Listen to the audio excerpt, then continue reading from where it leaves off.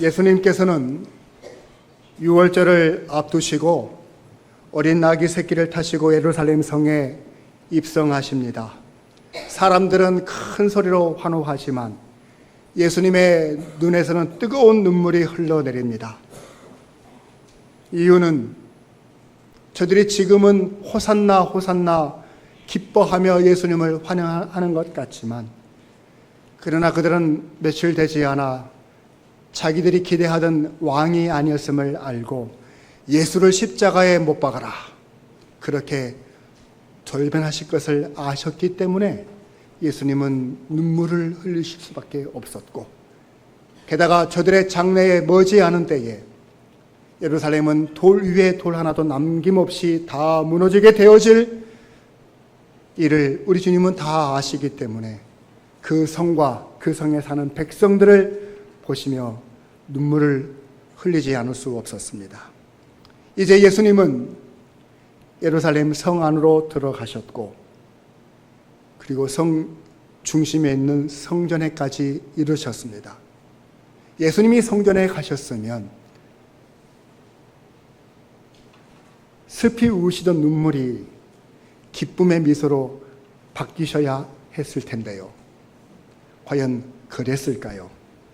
오늘 저는 여러분들과 마가복음 11장 11절 딱 한 절 말씀만 나누고 싶습니다.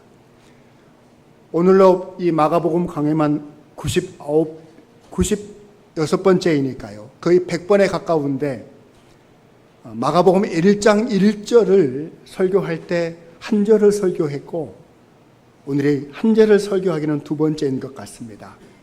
공교롭게도 1장 1절이었고 오늘은 11장 11절인 것도 그렇습니다.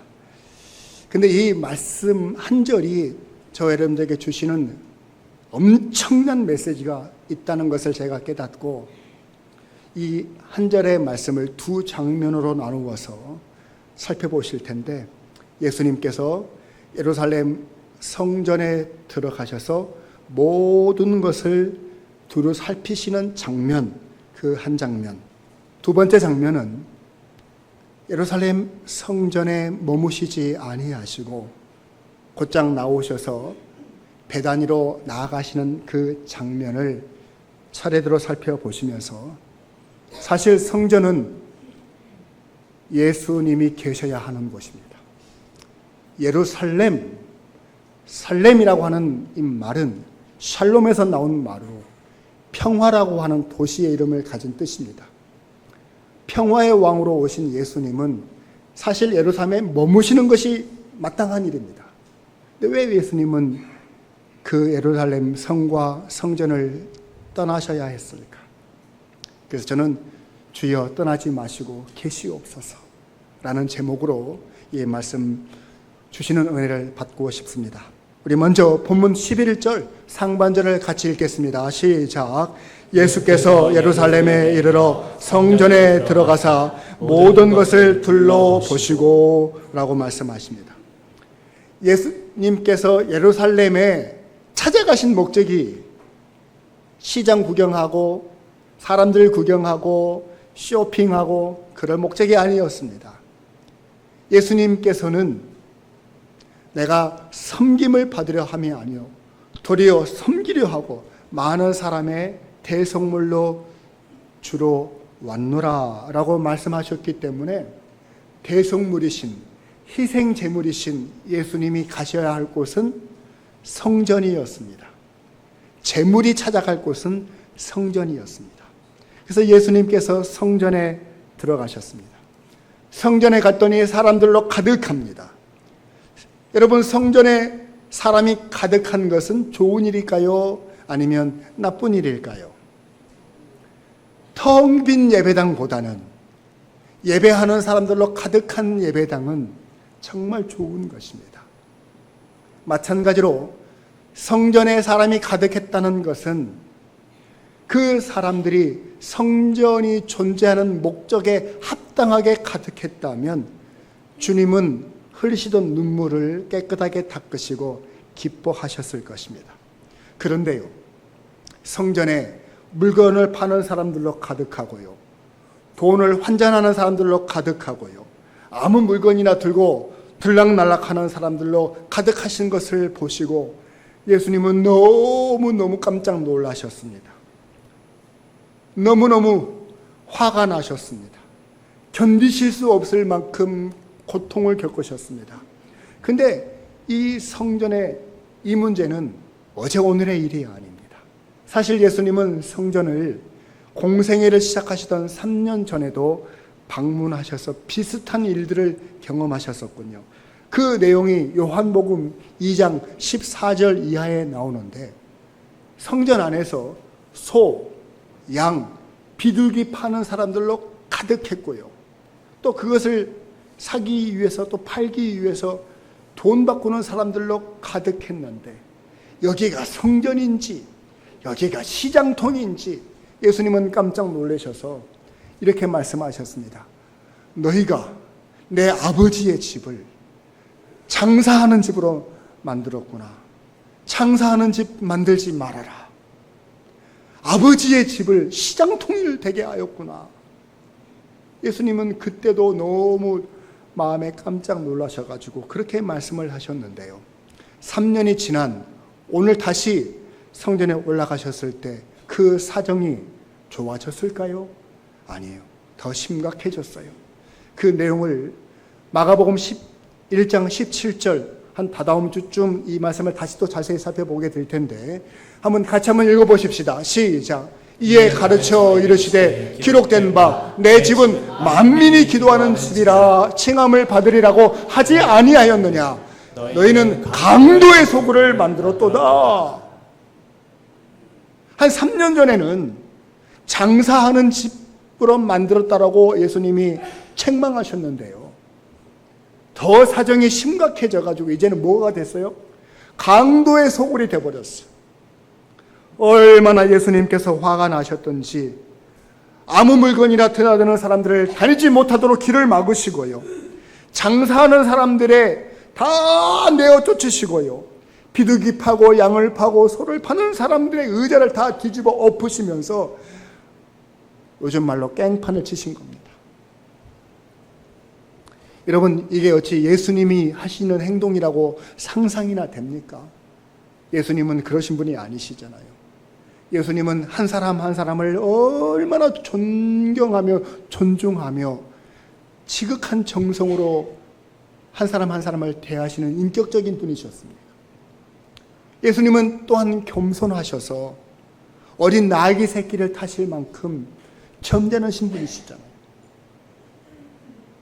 호산나 호산나 외치지만 며칠 있다가 못 박아라 못 박아라 외칠 사람들 다 아시면서도 화를 내시기보다는 그저 눈물만 흘리시던 그런 분이셨잖아요. 근데 예수님께서 어쩜 이렇게 과격한 행동을 하셨을까? 여러분, 어떤 건물이든지 그 안에 누가 살고 무엇을 하는지에 따라서 그 건물의 이름이 지어지는 겁니다. 예를 들면 병원이라고 하는 건물에는 누가 삽니까? 의사 선생님이 사시고 간호사 선생님이 사시죠. 사는 것만으로는 안 돼요. 의사 선생님이 산다고 그것이 병원은 아니니까요. 환자가, 아픈 사람이 찾아가서 치료를 받고 진료를 받고 병이 나아야 병원인 겁니다. 아픈 사람이 들어가서 죽어서 실려 나왔다? 거기는 병원이 아니죠. 장례식장이 돼야 되겠죠. 그러니까 누가 어떤 일을 하느냐에 따라서 그 건물의 이름을 얻게 되는 것입니다. 그런 면에 있어서 성전은 어떠한 곳이어야 하는 것이고 누가 가득 채워서 살아야 하는 것입니까? 성전이라고 하는 것을 가장 먼저 짓고자 마음을 먹었던 사람은 다윗입니다. 그는 30살 때 유다 지파의 왕이 되었고 7년이 지난 후에는 통일 이스라엘의 왕으로 등극하게 되었고 그의 권세와 그의 역량은 날로 커져서 주변의 많은 나라들에게 그 힘을 자랑하기 시작했습니다.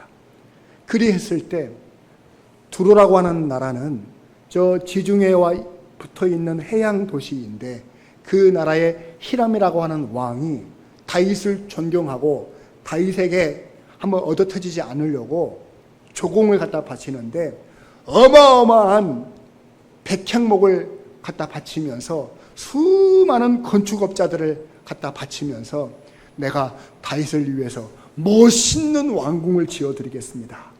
그래서 다윗은요 백향목 궁에서 살게 되었습니다. 다윗은 그날로부터 마음이 불편해지기 시작했어요.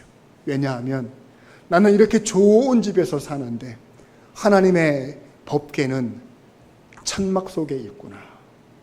내가 하나님을 믿는 사람으로서 내가 하나님의 집을 좀 지어드리고 싶다.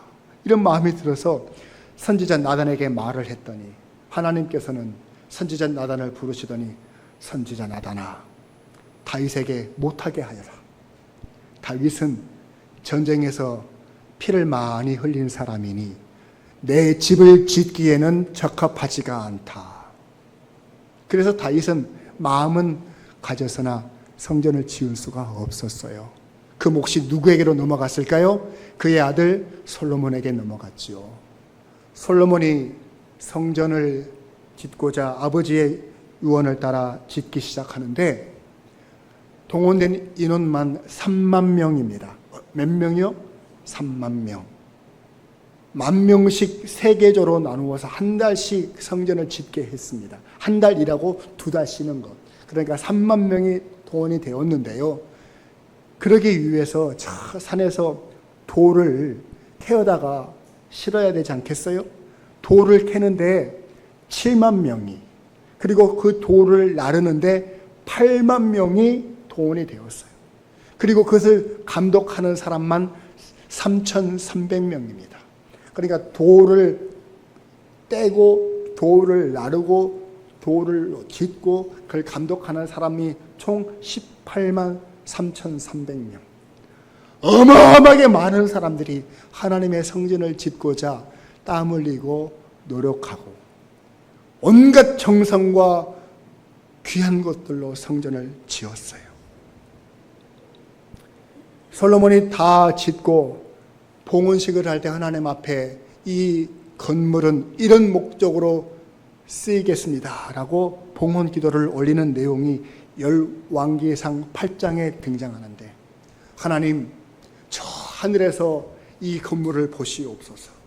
이곳을 성전이라고 명령할 텐데 주님이 보시고 주의 종과 주의 종의 백성들이 이 건물에 와서 기도하든지 너무 멀어서 오지 못하여 이 건물을 향하여 기도하게 되어지면 이 건물 안에만 계시는 분이 아니신 하나님은, 온 천하 만물 가운데 계시는, 우주 가운데 계시는 하나님은 이 건물을 기도하는 곳으로 목적 삼고 기도하는 자녀들에게 그 기도를 들으시고 응답해 주실 줄로 믿습니다. 그렇게 성전이라고 하는 것은 하나님을 만나고 싶은 사람들, 하나님께 기도하고 싶은 사람들이 사방에서 모여 기도할 수 있는 공간으로 그렇게 만들었어요. 그래서 성전 안에 들어가게 되어지면 이제 여러 섹터, 그러니까 공간들이 구분이 되어 있는데 가장 깊고 은밀한 곳에 지송소가 있고, 그리고 그것을 에워싸고 송소가 있죠. 송소에서 가장 가까운 곳에서는 제사를 지내는 제사장의 뜰이 있고, 제사장 뜰 앞에는 유대 남자들이 머물 수 있는 뜰이 있고, 그리고 그 밖에는 유다의 여자들이 머물 수 있는 여자들의 뜰이 있고, 그리고 그 밖에는 이제 출입문 붙어서는 이방인들의 뜰이 있는 겁니다. 그러니까 성전은 하나님이 임재하시는 곳이고, 제사장이나 왕이나 남자나 여자나 심지어 이방인들도 모든 세상의 사람들이 함께 하나님을 만나기 위해서, 기도하기 위해서 모이는 곳이 성전인 거예요. 근데 세월이 지나면서 성전의 기득권을 가지고 있는 제사장의 집단들이 자꾸 이방인들의 뜰에다가 헛짓을 합니다. 이방인들을 못 들어오게 자꾸 가로막고요. 일종의 거기다가 시장판, 난장판을 만드는 거예요. 매점을 만들어요. 그래서 예수님 당시에는 그 이방인의 뜰이 아니라 안나스의 뜰이라고 이름을 붙입니다. 안나스가 그때 당시 대제사장의 이름이거든요. 그래서 뭘 했느냐? 거기서 장사하는 겁니다. 거기서 돈을 바꾸는 겁니다. 성전에는 뭐 하러 오는 곳입니까? 제사 드리러 오는 곳이잖아요. 그래서 사람들이 재물을 밖에서 끌고 옵니다. 자기 실력에 따라서 어떤 사람은 양을 끌고 오기도 하고 어떤 사람은 비둘기를 잡아가지고 매달고 오기도 했겠죠.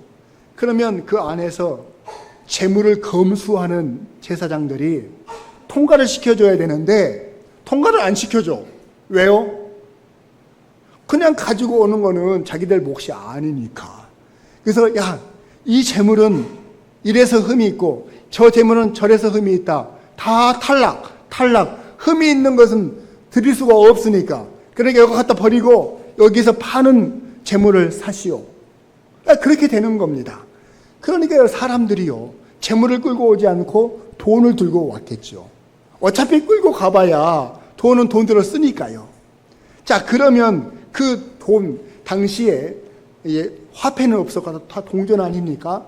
동전이 세겔이라고 하는데 그 세겔이 밖에서 한 세겔이면 성전 안에서도 한 세겔 값어치를 해야 되잖아요. 근데 바깥에서 쓰는 돈과 성전 안에서 쓰는 돈의 규모가 달라요. 바깥에서 한 세겔이면 여기서는 두 세겔이 필요한 겁니다. 그러니까 얼마나 폭리를 취했겠습니까? 그러니 사람들 마음속에 저것들 참 강도다. 예? 여러분들이 시장에 가셔가지고 오늘 저녁에 우리 식구들하고 뭘 이렇게 맛있는 걸 먹어볼까? 과일 가게 앞에 딱 지나가는데 요만한 바구니에 과일이 탐스럽게 담겨져 있으면 얼마쯤 하려나? 한 10,000원쯤 하겠지 싶어가지고 주머니에다가 손을 넣고 얼마예요? 물어보죠. 한 10,000원쯤 할 거라고. 그랬더니 그 가게 아줌마가 10만 원이요. 뭐요? 얼마요? 10만 원? 당신 칼만 안 들었지 강도네. 그 소리 하잖아요. 똑같아요. 성전에서 그런 짓거리를 하고 있었던 거예요. 그러니 여러분, 그 행태가 얼마나 고약하든지 예수님께서 강도의 소굴이라고 했다는 것입니다. 성전이 하나님께서 지켜보시는 중에 하나님의 공의가 실현되지 않는 곳이라면, 성전이 예수님께서 희생제물이신데 희생제물이신 예수님을 거절하고 내쫓는 곳이라면, 성전이 거룩한 집 성령님께서 거주하시는 곳인데 성령님께서 임재도 못하시고 역사도 일으키지 아니하시는 곳이라면, 성전이 만민이 모여 기도하는 집인데 사람들이 모여서 기도하기는커녕 자기들의 안락과 유익을 위해서 사람들을 만나는 만남의 장소로만 사용하게 되어진다면, 아무리 웅장하고 큰 건물을 짓고 또 최고의 예술적 가치를 가지고 있는 멋있는 건물을 짓다 할지언정 거기는 더 이상 성전이 아닌 것입니다. 여러분, 저 앞에 보이는 저 성전의 건물은 모형이에요. 모형. 진짜 건물은 아니고 모형인데, 저 모형은 헤롯 성전이라고 일컬어지는 모형입니다. 그 얘기는 솔로몬이 지은 성전이 아니라는 뜻이죠. 솔로몬은 약 예수님 오시기 전 한 900여 년 전에 성전을 지었는데, 그 성전은 기원전 586년 바벨론에 의해서 완전히 무너져 버렸습니다. 회파가 되어 버렸습니다. 그래서 솔로몬 성전은 없어져 버렸습니다. 그래서 사람들이 다 바벨론으로 포로로 끌려갔다가 70년 만에 다시 복귀하게 되어지죠. 그때 지도자가 수룹바벨이라고 하는 사람인데, 그 수룹바벨에 의해서 성전을 다시 건축하기 시작합니다. 그걸 제2차 성전이라고 하고 수룹바벨 성전이라고도 하는데, 그 성전은 형편없이 모양 없이 지었습니다. 솔로몬이 지은 성전과는 비교가 되지가 않아요. 겉으로 볼 때 비교가 되지 않아요. 사람들이 시시하게 여기고 하나님의 영광도 임재하지 않습니다. 그 성전도 가치가 없어져 버렸어요. 그리고 나서 로마 시대에 이르러서 헤롯이라고 하는 사람이 이 예루살렘을 다스리는 분봉왕이 되었을 때, 이 사람은 유대 사람이 아니거든요. 이두메 출신의 이방인이에요. 그런데 유대의 왕이 되어 놓으니까 백성들에게 인기가 없다 보니 어떻게 하면 내가 백성들한테 인기를 얻을 수 있을까? 뭘 하면 좋을까? 아, 이 사람들은 성전을 좋아하는구나. 내가 성전을 지으면 인기가 높아지겠지 싶어가지고 짓게 되어진 성전이 바로 저 헤롯 성전이라고 하는 것입니다. 예수님께서 공생의 첫 해에 처음으로 성전에 방문했을 때 그때를 기준으로 이미 헤롯 성전은 46년 동안 지어오던 성전이에요. 여러분, 46년 동안 건물을 지었으니 어마어마하지 않겠습니까? 근데 다 완공도 되지 않았어요. 앞으로 30년을 더 지을 겁니다. 그러니 대단한 건물이었겠죠. 근데 이 헤롯 성전이 완공되어진 지 7년 만에 이제 70년이 되었죠. 기원후 70년. 그때 로마의 티투스라고 하는 장군에 의해서 돌 위에 돌 하나도 남김이 없이 다 무너져 버리게 되어집니다. 제가 지난주에 간단하게 말씀을 올렸었죠. 그래서 그 무너진 성의 잔재가 지금 예루살렘에 가면 땅속에 있어요. 그 위에다가 건물을 짓고 지어서 벽을 하나 세웠는데 거기서 이스라엘 백성들이 통곡합니다. 그래서 거기를 뭐라고 그래요? 통곡의 벽이라고 하지요. 여러분 어떻습니까? 이제 손에 잡히고 눈에 보이는 성전은 존재하지 않고 의미가 없어요. 하나님은 성전에 머무시는 분이 아니세요. 건물에 가두어지시는 분이 아니세요. 그래서 예수님께서 우리에게 성전이라고 말씀하시고, 사도 바울은 고린도전서 3장 16절 17절 말씀, 너희는 너희가 하나님의 성전인 것과 하나님의 성령이 너희 안에 계시는 것을 알지 못하느냐. 누구든지 하나님의 성전을 더럽히면 하나님이 그 사람을 멸하시리라.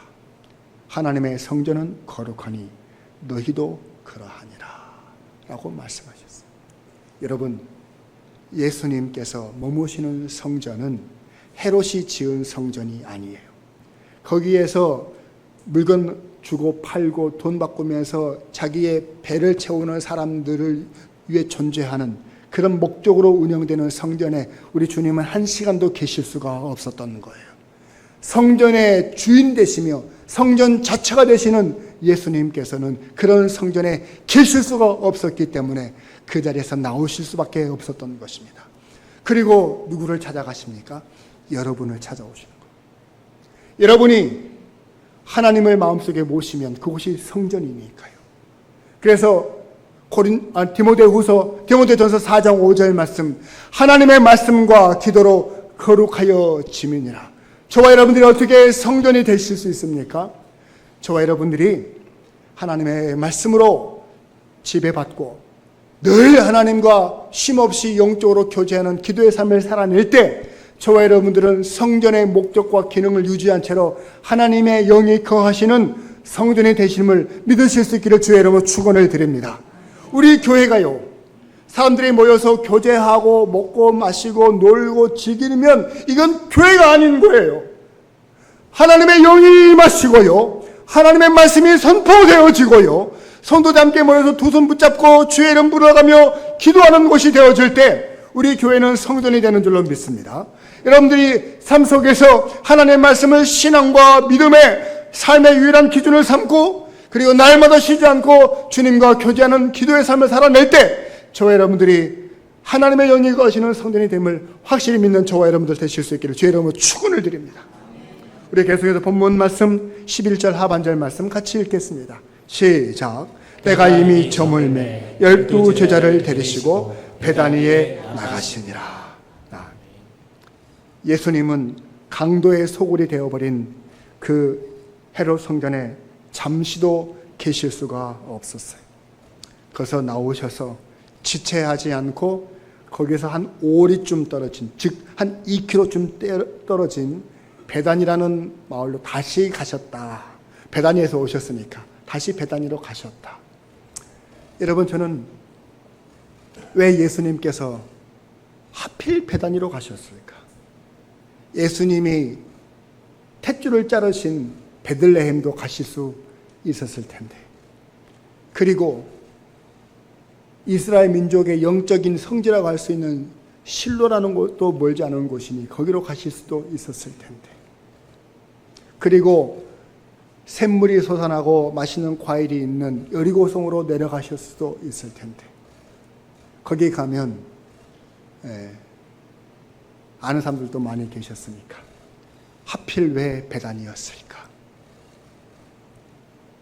베다니에 진짜 성전이 있었기 때문이에요. 예수님이 계실 만한 마음의 성전을 이루고 있는 사랑하는 사람들이 있었기 때문에 예수님께서 베다니로 가신 거예요. 거기에 누가 살고 있었느냐? 요한복음 11장 3절로 5절 말씀을 보시면 예수님께서 사랑하시는 세 남매가 살고 있었어요. 마르다와 그 동생 마리아와 그의 오라비 나사로. 그들이 예수님을 모실 수 있는 성전이었습니다. 마르다는 자기가 가진 음식 잘 만드는 솜씨로 예수님을 잘 대접하고요. 마리아는 귀한 향유컵을 깨트려 예수님의 발에 붓고요. 그리고 그 집의 가장이라고 할 수 있는 나사로는 비록 몸에 병이 있는 사람이었어요.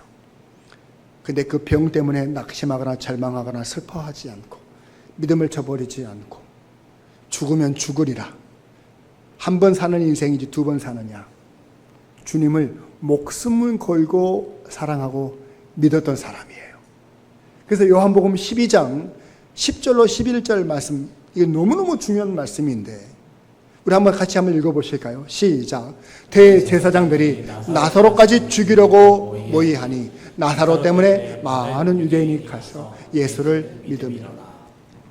사람들이 나사로의 집에 예수님이 찾아가셨다는 얘기를 듣고 막 모여들기 시작합니다. 그러다 보니까 즉 예루살렘에 있던 이 대제사장이요, 그때 예수님이 계시는 나사로의 집에까지 찾아왔다는 거예요. 왜요? 예수님하고 즐겁게 대화 나누기 위해서요? 아니에요.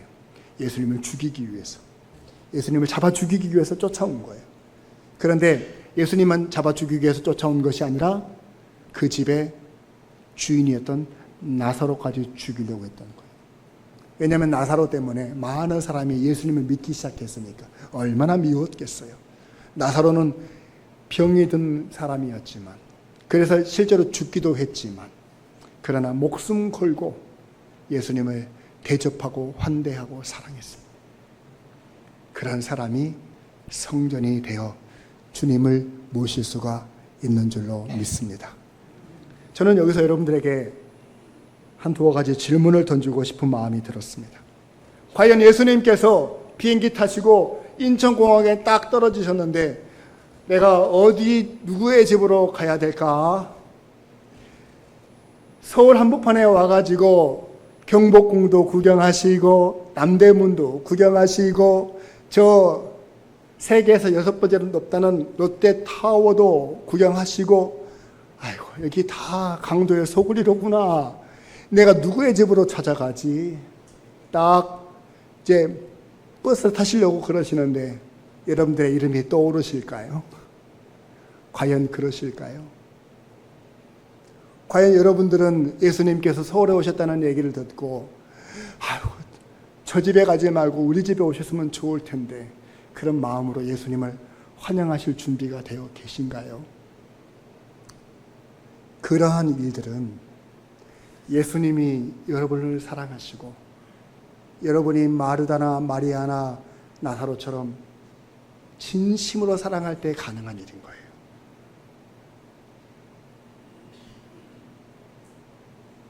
여러분 집에 손님을 초대한다는 것, 그 손님에 대한 사랑하는 마음이 없이 가능합니까? 존경하는 마음이 없이 가능한가요? 또 여러분들 가정에 누군가 소식도 없이 말도 없이 초인종을 누르면 당황하기 짝이 없죠? 그런데 여러분, 가족이 초인종 누르고 들어갈 것을 확인하고 들어가십니까? 부모님이 여러분들 집에 찾아오시면 너희 집에 가도 되냐? 라고 물어보시고 찾아오십니까? 그럼 여러분들 마음과 부모님의 마음은 이미 거리가 있다는 거예요. 뜨겁게 사랑하는 자에게만 가능한 기적 같은 일인 것입니다. 여러분, 성경에는요, 이렇게 환대하고 손님을 잘 모셔서 복을 받은 사람들의 얘기로 가득합니다. 아브라함, 그는 부지 중에 하나님의 사자 둘을 환대함으로써 소돔 땅에 임하게 되어질 불의 심판을 피할 수가 있었고요. 그래서 믿음의 조상의 복을 받게 되었어요. 그의 아들 이삭은 늘 자기를 괴롭히는 블레셋 사람들의 왕이었던 아비멜렉이 그의 친구 아우삿을 데리고 군대 장관 비골까지 대동해가지고 자기 집에 방문했을 때 소를 잡고 음식을 장만해서 잘 대접했습니다. 그래서 지긋지긋한 싸움도 끝나고 화친 조약을 맺고 마침내 거부가 되는 물질의 복을 받았습니다. 라합이라고 하는 여자는 여리고성에서 술도 파고 몸도 파는 기생이었습니다. 그런데요, 자기 집에 찾아온 두 정탐꾼을 잘 보살피고 보호해주고 대접을 잘했습니다. 그 사람들은 성 안에 사는 사람들이 아니고 성 밖에 광야에서 굴러먹다 온 사람들인 겁니다. 그런데 여호와의 능력, 하나님이 하시는 일을 다 알고서 그들을 보호해 주었더니 여리고성이 완전히 무너질 때 그 가정은 건짐을 받았어요. 가족 구원의 놀라운 은혜를 받았을 뿐 아니라 그녀는 예수님의 족보에 오르는 명문 가문의 조상이 되었습니다. 사르밧 과부는 겨우 한 끼 먹을까 말까 한 움큼의 곡식과 그리고 조금 있는 기름뿐이었어요. 얼마나 가난한 사람이었는지요. 그런데 선지자 엘리야를 잘 모셨어요. 그곳으로 음식을 만들어서 대접했을 때 하나님께서는 넘치고 이때 아멘 안 하시고 좋으시는 분들은 줄어들고 다시요. 넘치고 넘치는 은혜가 있게 되기를 주의 이름으로 축원을 드립니다. 제가 이렇게 협박하는 목사는 아니었는데 여러분, 손님 대접을 잘하면 복을 받습니다. 그것도 예수님을 집에 모시면 얼마나 큰 복입니까?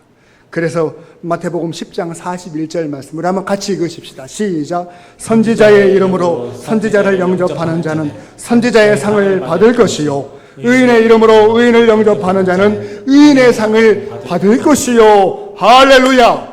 이 말씀을 잘 알든지 못하든지 좋은 말씀인 줄 알고 이 말씀이 내 말씀이 되기를 원하시면 아멘 하십시다.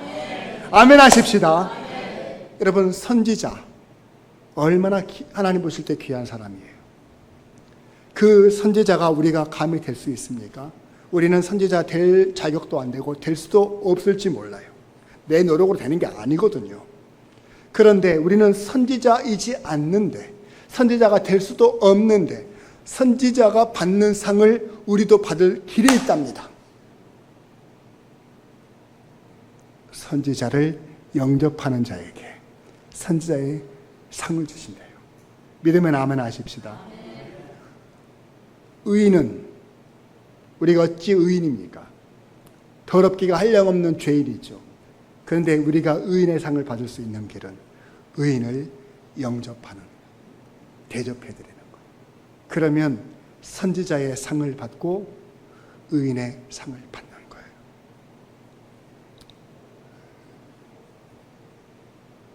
저와 여러분들이 이 말씀의 비밀을 깨닫고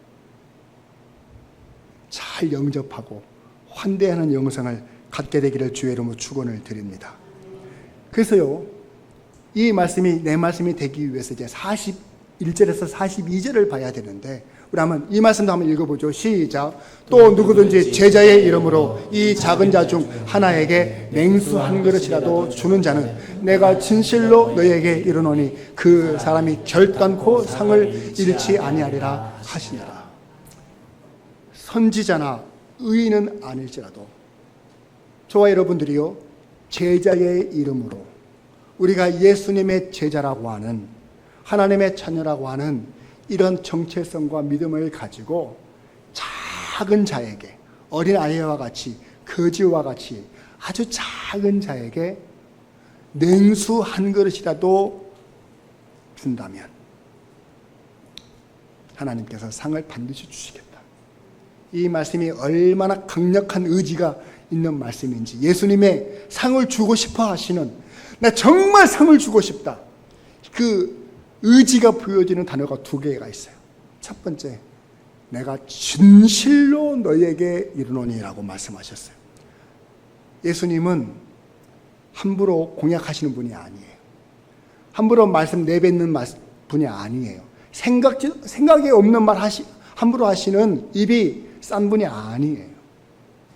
하나님이세요. 그분이 내가 진실로 너에게 이르노다, 이거 예수님의 의지가 담겨 있는 말입니다.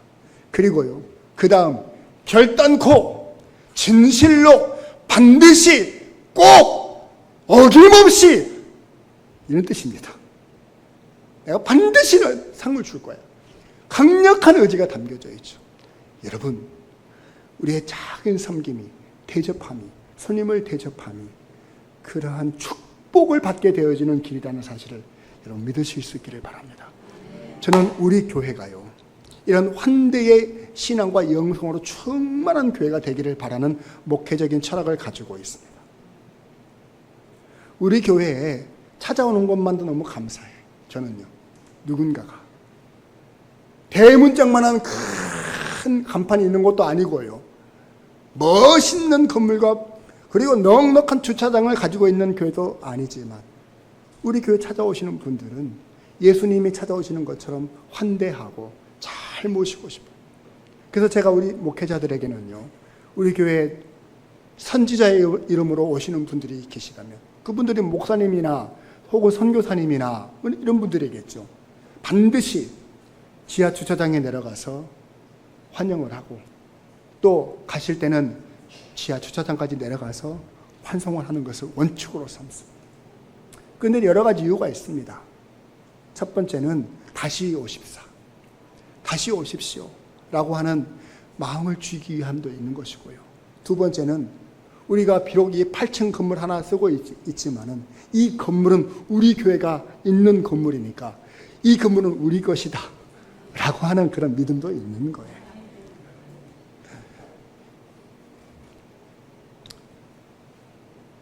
여러분, 우리 교회가 협력하는 레바논의 임바울 김마리아 선교사님, 제가 추천해서 우리 교회가 매월 조금씩 협력하고 계시는데, 이분들을 처음 뵌 것은 무슨 선교지에 가서 목회자들 무슨 세미나에 가서 알게 된 분들이 아니고 길거리에서 만나신 분들이에요. 제가 섬기던 교회에서 전도팀을 이끌고 까띠산역에 나가서 막 열심히 전도하고 있는데 저 두 분이 저한테 찾아오셔가지고, 아이고 다리도 불편하신 분이 뭐 이렇게 열심히 전도하셔요, 집사님이신가? 이렇게 찾아오셨어요. 저는 여기 가까이 있는 교회 목사님, 아이고 한국에서도 아직 목사님이 전도하고 계시네. 아유, 그 자기들이 그때 당시는, 지금은 레바논에 계십니다만 그때는 예멘이라고 하는 99.9% 이상이 무슬림을 섬기는 중동 나라입니다. 그래서 목숨을 걸고 영적 불모지에서 선교하시는 분들이신데, 오랜만에 치료를 받기 위해서 고국에 오셨어요. 근데 이분들이 너무 오랫동안 외국에 살다 보니까 이제 한국에는 삶의 거처가 없으세요. 가셔서 머무실 데가 없어서 겨우 알아봤더니 화곡동에 가면, 화곡동이 집값이 좀 싸거든요. 화곡동에 가면 엘림하우스라고 하는 데가 있는데, 거기는 왠지 엘림 그러니까 벌써 좀 기독교적인 냄새가 좀 풀풀 풍기지 않습니까? 그 엘림하우스라고 하는 원룸 건물인데 그 사장이 선교사님들에게는 아주 저렴하게 원룸을 빌려준다는 거예요. 그 얘기를 듣고 한 장기간 체류해야 되니까 찾아오셨는데, 가셔서 보신 분들은 알겠지만 화곡동은 순전히 다 빌라촌입니다. 찾지를 못해. 그래서 저한테 도움을 구하셔가지고 제가 이제 그분들 도움을 드렸어요. 찾아가서 봤더니 한 몇 평 안 되는 조그마한 방에, 그리고 조그만 냉장고 하나가 있고, 그 다음에 수도꼭지가 하나 있는 싱크대와, 그리고 한 사람이 겨우 앉아서 볼일 볼 수 있는 화장실 정도가 있는 작은 원룸이었어요. 거기에서 한 2달을 지내신다고 하시는데, 선교사님, 제가 크게 도움은 안 되겠지만은 예배 드릴 때가 필요하시면 저희 교회 오셔서 예배 드리시고 가끔씩 제가 식사 대접 해드릴게요 하면서 이제 교제하기 시작한 거죠. 제가 이 선교사님 네 분이 저보다 연세도 많으시고 자제분들은 저 유럽에서 이제 다 자라서 이제 활동하시는 분이시고 어렵게 지내시는 것을 보고, 야, 선교사님들이 복음과 예수님을 위해서 죽을 각오를 하고 고생하시고 고국에 오면 가실 데가 없구나, 머물 데가 없구나. 그래서요, 제가 그때 섬기는 교회, 제가 섬기는 교구에 원룸을 가지고 임대업을 하시는 집사님이 한 분 계셨어요. 제가 그 집사님을 만나서, 집사님, 집에 방이 다 나갔습니까? 그래서 아니요, 한두 개 남아 있고요. 그리고 본인들이 관리하기 위해서 이제 이렇게 다락이 있는, 그러니까 아래층에는 화장실과 주방이 있고 계단 타고 올라가면 방이 하나 있는 그런 방을 관리실처럼 쓰는 방이 있다고 그러시길래 제가 정중하게 여쭈었어요. 집사님, 그거 좀 줘주시오. 목사님이 집이 없어요? 그래서 집이 없는 것이 아니고 집이 없는 사람이 있어서요. 그래서 이제 저분들을 소개해 드렸죠. 그래서 그런 생각이 없으셨던 그 집사님이, 아, 선교사님들을 위해서 나도 할 수 있는 것이 있구나, 이제 알게 되는 거예요. 그래서 그 집은 항상 그 원룸은 하나를 비워두십니다. 그래서 시골에서 목사님들이 올라오신다든지 선교사님들이 외국에서 오셔서 이제 소개받아서 계실 수 있는 집을 하나 항상 마련해 두시겠다. 한 6년 전에 그랬는데, 지금도 그러고 계시는지는 제가 지금은 제가 연락 안 해봐서 모르고. 여러분 어떻습니까? 제가요, 지난 주간에도 국정호 선교사님 또 어제 이제 출국하시기 전에 함께 식사 나누면서 대화 나누었는데 무거운 얘기를 하시고 가셨어요. 목사님, 제가 1년에 한 번씩 고국에 방문하면 그래도 어머님이 계시는 집이라도 있어서 감사한데, 사실은 더 힘들고 어려운 것은 찾아갈 교회가 없습니다. 파송한 교회에서 오는 것을 불편해야 합니다. 선교사가 예배드릴 교회가 없습니다. 이것이 강도의 소굴이 되어가고 있는 한국교회의 현실이에요. 저는 우리 교회가 으리번쩍한 건물을 짓기보다는 또 수백 대 주차장을 확보하는 것이 현실적으로 우리가 어려운 일이라면 우리가 할 수 있는 일이 무엇일까? 예수님 같은, 선지자 같은, 복음을 위해서 수고하는 선교사님들을 위해서 방 한 칸 정도는 우리 실력으로 앞으로 준비할 수 있지 않을까? 그래서 우리가 환대하는 교회로서 말만 그럴 것이 아니라 진심으로 선교사님들에게나 쉬었다 가실 수 있는 공간과 예배의 장소를 허락할 수 있는 교회는 될 수 있지 않을까? 저는 감히 담임 목사로서 여러분들에게 그렇게 도전하고 싶어요. 그런 교회 세워가는 일에 마음을 모아주시기를 주의 이름으로 축원을 드립니다. 지선아 사랑해라고 하는 책이 있습니다. 고운 미모와 희망의 미래를 가졌던 젊은 청년 이지선 자매는 어느 날 음주운전하는 차와 부딪혀서 자기가 타고 있던 차가 다 전소되어 전신에 화상을 입게 되었습니다. 젊은 여성에게 찾아온 이 고통 중에 그 고통과 함께 예수님이 자기 인생 가운데 찾아오신 것을 알게 되었습니다. 자기 인생에 찾아오신 예수님을 떠나보내고 싶지 않았습니다. 주님, 저를 찾아오셨으니까 저를 떠나지 마시고 저를 고쳐주세요. 저를 새롭게 고쳐주세요. 간절히 예수님을 붙잡고 떠나지 않기를 원했습니다. 저를 치료해 주세요. 주님은 떠나지 아니하시고 그 자매에게 은혜를 주셨습니다. 근데 문제는 일그러진 피부는 다시 돌아오지 않았습니다. 망가진 손은 다시 회복되지 않았습니다. 화상으로 뜯겨진 피부는 쭈글쭈글한 그런 새로운 피부로 덮어지고 있었습니다. 그러면서 고백하기를 책의 내용이 이렇게 기록이 되어 있습니다. 하나님의 기적은 내 안에서 일어나고 있습니다. 예전 얼굴을 다시 찾을 수는 없는 것을 알았을 때, 손가락 8개를 절단해야 한다고 들었을 때, 제가 흔들리지 않을 수 있었던 이유는 예수님이 내 마음속에 계시기 때문이에요. 그래서 술에 취해 들이박은 그 사람을 조금도 미워하지 않은 마음을 갖게 해주신 것도 기적이지요. 어제는 숟가락을 혼자서 잡을 수 있었음에 감사합니다. 오늘은 문고리를 잡고 제가 방문을 열 수 있게 된 것이 감사합니다. 이것이 제게 일어나는 기적입니다. 이러한 기적은 내 힘과 의지로 일으킬 수 없는 것이기 때문에 저는 감히 그것을 감사하고 기적이라고 하고 싶어요. 그리고서는요, 그 책의 마지막 페이지에 이런 내용이 있습니다. 누군가는 저에게 물어봅니다. 사고 나기 전에 예전의 모습으로 돌려준다면 어떻게 하겠느냐? 바보 같다고 할지 모르겠지만 저는 대답하기를 다시 돌아가고 싶지 않아요. 왜냐하면 지금 제 안에 담겨져 있는 보물 때문입니다. 그 보물을 무엇과도 바꿀 수 없기 때문이에요.